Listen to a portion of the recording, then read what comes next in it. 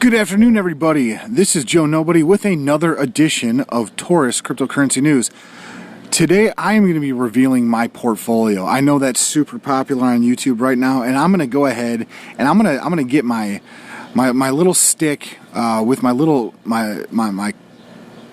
the hell do you call those things? You know what train jumpers put over their shoulders, the stick and the little baggie of biscuits, okay? And I'm jumping on the bandwagon here, and I'm going to go ahead and reveal my portfolio because you can see what I'm invested in, all right? And I'm not going to be one of those guys, okay, that tell you how much money I have in there, because either it's going to be embarrassing because I don't have that much money in there, or I'm going to look like a moron to all of those that have multi-million-dollar portfolios, okay? I'm an average Joe here. I'm Joe Nobody. But I'm doing all right, okay? I'm getting by, all right? I'm sitting on a deck right now next to an in-ground pool. That's pretty cool, right? Anyway, getting into it, we're going to dive into my portfolio. I'm going to break it down by percentage so you can see what I'm invested in, what projects that I like, what projects that I think have use case, and then a couple little high-risk ones that it's like, hey, I'm rolling the dice, I'm going to the casino, and I'm putting it on black, and if I hit black, then I'm golden. If I hit red, then I lose it. But I'm not, I don't have all my assets into those high-risk coins. I got a couple, okay? So let's get into it here. I've got my portfolio pulled up here, and we are going to get right into the percentages and the breakdowns. So coming in at number one, this is probably no surprise to you, it is Cardano, okay? It is my favorite cryptocurrency out there. I'm with Chuck, okay? I think there's a ton of technology, a ton of thought, and a ton of time that is put behind this crypto, and I really like it. And I do think it is going to change the future of how we look at money and how we deal in cryptocurrency assets, excuse me, and its use case. All right, so coming in at number one, I have 49% of my portfolio in Cardano. So I'm kind of all in on Cardano there. So 49% on Cardano. Moving down to the next one, all right, again, probably not a big shocker, is Ethereum. I like Ethereum. I think Ethereum 2.0 coming out is going to be really, really big I think it's going to be huge for Ethereum. And I think once they work all the bugs out, okay, I think Ethereum is going to be one of those ones that you're really going to enjoy having in your portfolio, especially over the long term. Coming in at number three, your most mainstream coin is Bitcoin, the orange bee. All right, that is 12% of my portfolio. I'm a little bearish on Bitcoin just because of everything that's going on right now, all the FUD, all the manipulation. But there's a lot of billionaires getting into Bitcoin. There is a lot of institutional investors getting into Bitcoin. And I think that's going to be the one that you're going to start with institutional adoption. And they've got the smart contracts upgrade coming in November. I think November is going to be a big month for Bitcoin. So I'm hoping to see some really, really good gains there. So that's the big three for me: Cardano, Ethereum, and Bitcoin. Let's call it KEB. Okay, that's my big three: Cardano, Ethereum, and Bitcoin. And again, Bitcoin at 12% of my portfolio. Now we're getting down into a little bit friskier, a little bit riskier. All right, but there's a project that I really like, and it is Cartesi. All right, I'm not going to go into all the details of Cartesi because I think you should do the research on your own. I think the School of Hard Knocks and educating yourself in these things is way better than listening to people shill this crap on the internet. I'm here for entertainment. I'm not a financial advisor, but if I can guide you a little bit along the way, and you can have a couple chuckles, hey, why not? All right, who doesn't like to laugh? All right. We're outside. I don't know if you can hear. There's birds chirping right now. We're outside. It's a beautiful day. I said, you know what? Let's get out of the studio. All right. Let's come outside. Let's do this podcast out on the deck. Let's get a little fresh air. All right. Let's crack a beer before noon. Have ourselves a good time here. But Cartesi is one that I like, and it's basically involved with Linux. And if you know what Linux is, it's pretty much in every computer, every Android phone, okay, there is a correlation between Cartesi and Linux, and you should definitely involve yourself in what that relationship is, and then maybe make an informed decision and giving yourself some exposure to Cartesi, and that is 10.6% of my portfolio. Now we're going down into some long shots here, but my favorite long shot is Bonfire, and the reason I like Bonfire is because I like their branding. Okay, I think their branding is eye-catchy, and I think their branding, I think it looks good, and I think it appeals to a lot of people. Another thing I like about Bonfire is the exposure of the development team, or the transparency of their development team. All right, these guys got their pictures up. All right, they're rocking their glasses, their beanies. All right, they're wearing winter hats indoors. That just says, hey, I'm a cool coder, and I know what the hell I'm talking about. But no, all jokes aside here, I think the Bonfire project, I think it's going to have a lot of good use case in the future. I think they made some pretty good moves, and I think that the project overall as a whole, I think is going to go somewhere one day. I don't know where. All right, but I think you're going to see some pretty good gains in the future. It's going to take time. This thing's got to stew a little bit. They're talking about developing a cryptocurrency social media platform, an app, an NFT auction place similar to like an eBay. They're going to be starting worldwide marketing here pretty soon, and they've got a really nice roadmap that you can check out at bonfiretoken.com and look over their roadmap, and they have a pretty good community out there. Now, this is my only objection with Bonfire, is they rely too much on the community to get the word out on Bonfire, all right? If you got this newborn baby, all right, and I understand the old adage, it takes a village to raise a child, okay, I get that. But if you have a newborn, all right, you're not going to drop it off at Walmart and say good luck and let a bunch of strangers raise it. You need to start raising this thing on your own, okay? You need to start pumping this thing on your own. You need to start marketing, and there's so much free marketing out there, Twitter, YouTube, you can go into the depths of hell on marketing, but Reddit, okay, but there's a lot of free marketing opportunities out there that you don't have to have a lot of capital invested in, and I think these guys are relying a little bit too much on me and you and the average Joe to get the word out. And then what is that in turn? It's just a bunch of people putting a little fire emoji and hashtag stay cozy. Okay, I get that. But tell me why I'm staying cozy.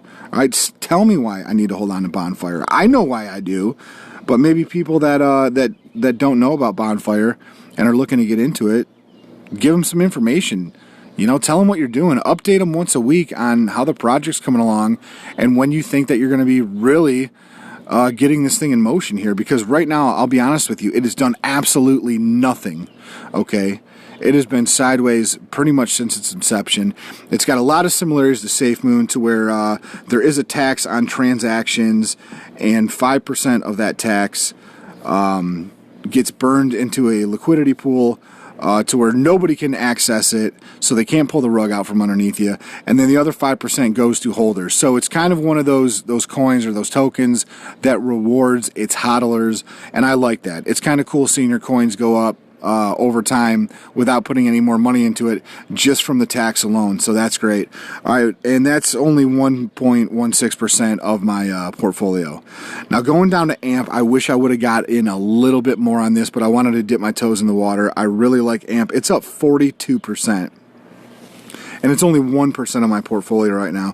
I think AMP has a tremendous amount of use case. I think it takes the worry out of the transaction between one person to another, because if for some reason the transaction times out, or there's an issue with the transaction, basically the AMP covers it and liquidates the transaction, and then it goes through. Okay, so it's almost like overdraft protection on a cryptocurrency transaction. So, if you're trying to pay for your Uber and you're waiting forever to use your Ethereum token and the system slowed down, AMP's going to jump in there and make that transaction happen. So your Uber driver's happy, you're happy. All right, you can now, you just left the bar. Okay, you're like 12 Jaeger bombs deep, and you're looking forward to going to Taco Bell, and now your transaction has taken place, and you can safely get to your destination through your Uber driver because AMP took care of you. Another one, you guys, this is one of those ones that I just kind of jumped into, and if the kids say, how do the kids say it out there? YOLO? I YOLO'd into this thing, which I absolutely hate that expression. I don't know if I told you that on this podcast before. I think YOLOing your rent into, sorry guys, the garbage man's here while I'm doing this outdoor podcast. Hopefully that background noise will pass here in a second. So I'm going to get a little bit closer here. But it's NRV. It's only like 1% of my portfolio, and that's my long shot.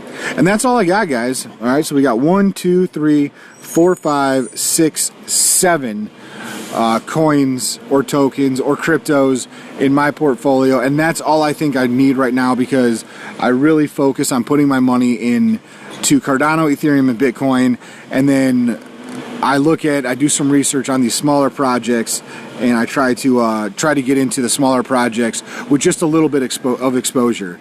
And if they start doing well, then I put a little bit of money in over time on them. All right, because I don't want to risk it all.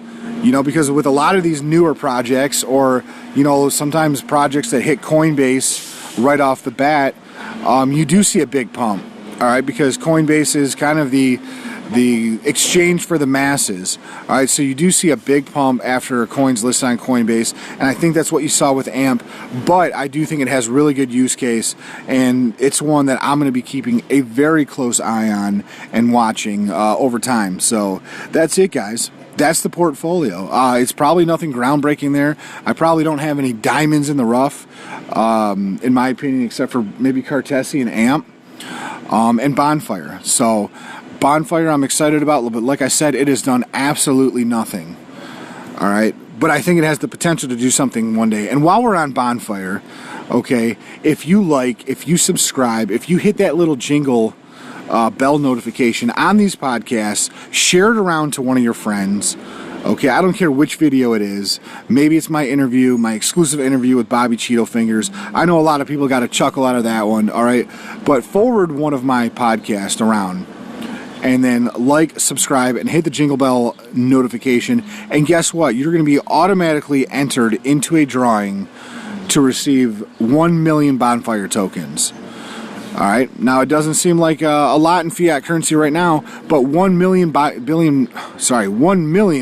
Bonfire tokens could be worth a hell of a lot of money one day. We've all heard about the guy that paid for a pizza, okay, with Bitcoin rather, back in the day, that he probably paid like $30 million for a pizza. Okay, this could be me. I could be giving away, $100 million right here just by hitting a subscribe button, liking the video, and sharing it. All right, I want to grow this thing. This is my little robin egg right now, and I want to turn it into a full-blown birdie that can just fly away and tweet all over the tweeter sphere out there about Taurus cryptocurrency news. All right, we like to have a couple chuckles. We don't take ourselves too seriously, but we like to lead you in the right direction and keep you away from all these crafty cryptocurrencies out there, because there are a lot of them, guys. All right, and there's going to be a bubble that's going to pop, and like 90% of these are going to go away.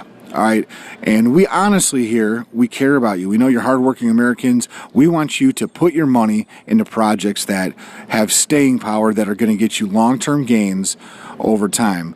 So on our next episode, we are going to talk about, I know this is another popular video on YouTube, so I'm jumping on the bandwagon here, but I'm going to give my perspective on how to be a crypto millionaire. So look for that in the next couple of days here. I'm going to put some time and thought into it, but how to be a crypto millionaire. All right, I'm going to break down some numbers and some projections on how you can be a millionaire in the future here. And I'm not talking 40 years down the road. We all know if you involve yourself in crypto, and you invest in it, you're going to be a millionaire, in 15, 20, 30 years. But maybe let's talk about maybe 5, 6, 7 years, maybe 3 years, okay? But that's going to be coming up on the next podcast. So as always, guys, invest your money wisely. This was not financial advice. This was strictly for information and entertainment purposes only, all right? I hope the audio was okay. We are outside. There's birds chirping. There's raccoons running all over the place. They're in the trash can. They're having a party. They're drinking all my old Miller Lights, and it looks like they're about to hop in the pool. So I'm going to go ahead and join them here. As always, guys, be nice to each other out there, invest wisely, and take care.